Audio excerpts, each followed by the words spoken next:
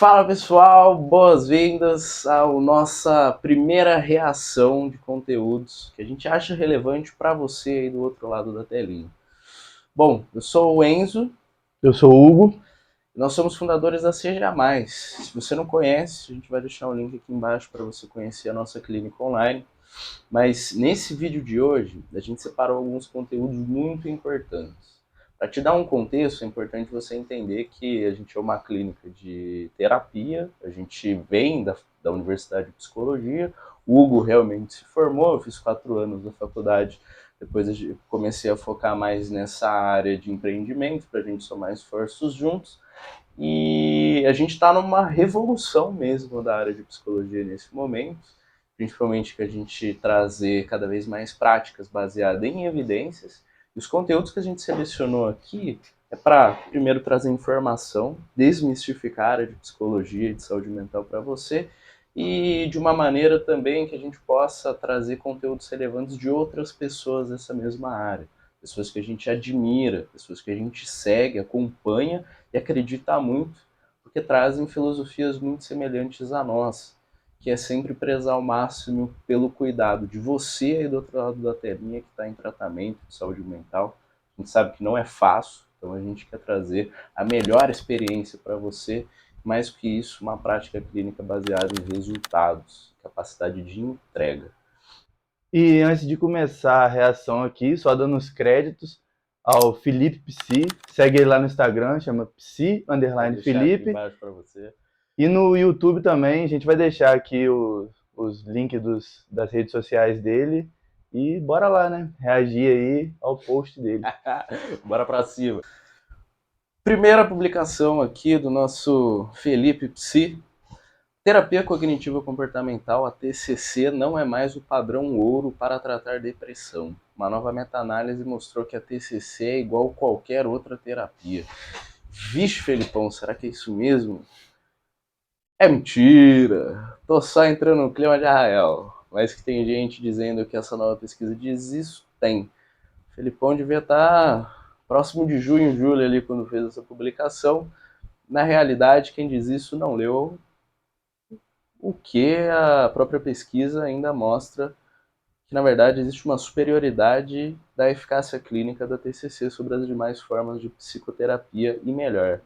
Demonstrou que a TCC não tem muita diferença de resultado de medição a curto prazo, porém a longo prazo se mostra mais eficaz até que a própria medicação.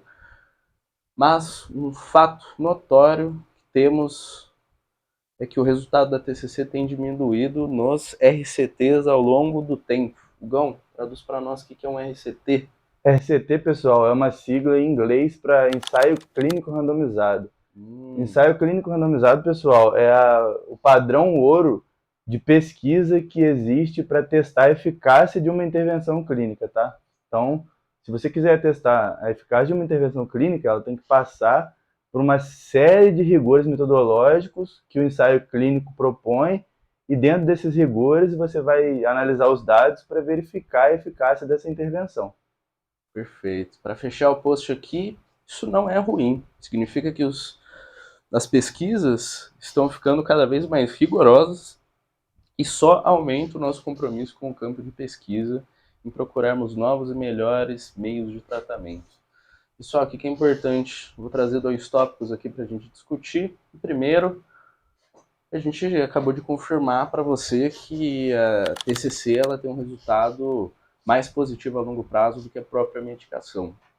Quando a gente pega um paciente, por exemplo, que está numa depressão profunda, mal consegue sair da cama, esse paciente ele realmente precisa de uma abordagem medicamentosa para tolerar o tratamento, pelo menos voltar a ser minimamente funcional. Não significa que ele pode ter o proveito das duas abordagens. Então ele precisa de um medicamento por um curto espaço de tempo, quando diagnosticado, tanto pelo psiquiatra quanto também pelo psicólogo. E o tratamento de TCC, ele é o que vai trazer resultados consistentes a longo prazo para que ele possa desenvolver estratégias pensando ou em evitar que um episódio de depressão volte a acontecer, ou se acontecer novamente um episódio de depressão, que existe uma probabilidade disso acontecer, a gente tem que ser realista com relação a isso, que ele tenha as estratégias para poder fazer o enfrentamento desse episódio com as ferramentas certas a adotar para, pelo menos, quando chegar, a gente olhar não só para os resultados que ele está tendo aqui agora, mas resultados no longo prazo, com os melhores possíveis. Exatamente. A intenção do tratamento é a longo prazo diminuir a probabilidade dos sintomas aparecerem novamente e esses sintomas trazerem prejuízo para a pessoa. Pode ser que no futuro ele venha experimentar novamente sintomas de depressão? Provável que sim, mas em uma frequência menor e que não gere prejuízo na vida global desse paciente. Então é esse o objetivo. Não é de cura, não é de remissão total dos sintomas, mas sim de fazer o paciente ter uma vida funcional de novo, sem prejuízo de sintomas da depressão. E lembrando, tá, pessoal, um tratamento não anula o outro. Eu acho que isso é o mais importante. O efeito comparativo desse estudo foi pensando nos resultados a curto e longo prazo. Então a gente viu que no longo prazo a terapia cognitivo-comportamental é a ferramenta que mais traz resultado para a pessoa. E se você tá com os dois tratamentos, cara, show de bola. Você vai ter uma eficiência boa. Se isso foi diagnosticado para você, siga. Um não vai anular o outro, tá? Não é porque você faz terapia cognitivo-comportamental que você tem que parar de tomar medicação ou vice-versa. Na verdade, eles vão se completar, né? E vão potencializar a eficácia do tratamento. Perfeito. E para a gente fechar o debate em cima dessa publicação, é importante a gente entender também que quando a gente fala de um estudo, de uma pesquisa, o Gão ele fez o comentário aqui de uma metodologia de uma pesquisa que é a metodologia mais eficaz que existe. Queria que o Gão desse até um comentário em cima disso, porque é muito perigoso só ler uma pesquisa sem também tentar interpretar as intenções do autor, o que aquela pesquisa quer comprovar, qual que é a pergunta que existe por detrás daquela pesquisa que a gente está tentando experimentar e descobrir a resposta. Gão, comente para nós qual que é a importância desse estilo de pesquisa para que a gente tire boas informações, Perfeito. conclusões reais. Olha, pessoal, quem não é da área de saúde não tem obrigação de saber disso. O profissional teria obrigação de saber. Mas quando a gente está lendo um artigo, muitas vezes o título dele pode ser muito chamativo e enganar a gente. Por exemplo, um título que fala que uma determinada terapia é muito eficaz para depressão ou que ela se propõe a tratar a depressão. Mas esse é apenas o título. Na verdade, o que a pesquisa mostra de resultado pode ser algo que o pesquisador não espera, mas ele vai publicar porque vai ser de grande relevância para a sociedade. No decorrer da pesquisa ou ao final da pesquisa, ele pode perceber que o tratamento dele é a mesma coisa que fazer nada, não tem uma relevância clínica significativa. Então a gente tem que ter muito cuidado com o que a gente lê, porque é muito detalhe a ser interpretado e também, às vezes, o título ou as intenções do pesquisador não vão corresponder com o resultado da pesquisa, porque o pesquisador ele tem a intenção de fazer o melhor. Na maioria dos casos era para ser isso. Mas quando você faz a pesquisa e analisa os dados, os dados não estão nem aí para a intenção do pesquisador. Os dados são apenas o que a realidade mostra como ela é. Você vai analisar os dados e o que aconteceu durante aquele tratamento, durante aquela intervenção, é simplesmente a realidade, não é intenção de ninguém e nem o objetivo. Pode ser que seja completamente diferente. Então, a gente tem que ter muita cautela com relação às pesquisas e aos títulos que os artigos têm. Perfeito. Existe uma máxima interessante para a gente trazer aqui, pessoal, muito utilizado dentro do ambiente corporativo, principalmente a área de tecnologia, que a gente brinca que é "In God we trust, others bring data". Então, em Deus, que Deus falou, a gente confia. Outras pessoas tragam dados. Dados não mentem. Independente do que uma pessoa falar, independente do que ela acreditar, quando a gente confronta essa verdade com dados, a gente vai descobrir que os dados vão trazer uma realidade que é observável e realmente conclusiva sobre algum determinado tema. Tem outra coisa também que eu já tinha dito, que é o rigor dessas pesquisas. Tem um rigor metodológico muito criterioso a ser seguido.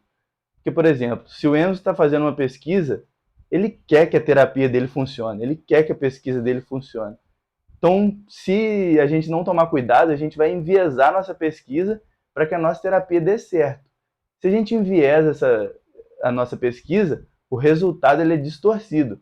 Então, não é um resultado real, ele é um resultado que o pesquisador deu uma forçada para que ele funcionasse.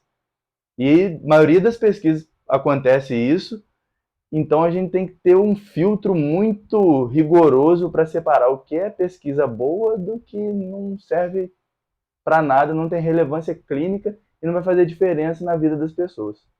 Por isso que a metodologia desse tipo de pesquisa, pessoal, ela é extremamente importante, porque essa metodologia ela tenta isolar não só as crenças dos autores, mas comprovar o que os dados estão mostrando e trazer uma observação concreta daquilo.